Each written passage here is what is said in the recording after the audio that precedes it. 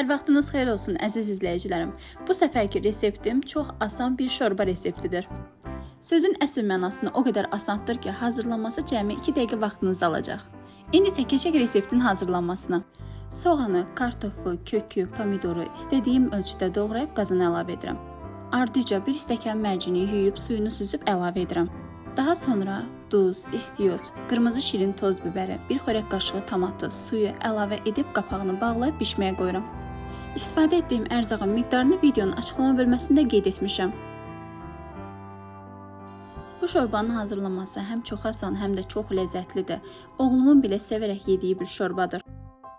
Şorbam artıq bişdi və son olaraq blenderdən keçirdirəm. Şorba əgər qatı alınarsa, üzərinə 1 stəkan qaynar su əlavə edə bilərsiniz.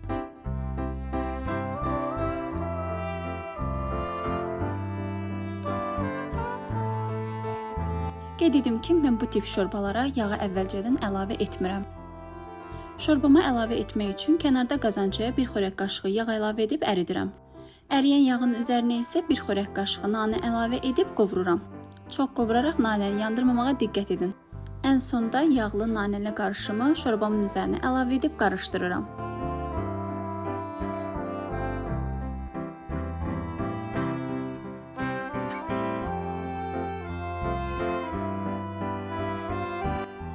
Və budur, servis edirəm. Servis zamanı isteyə bağlı olaraq üzərinə pul biber əlavə edirəm.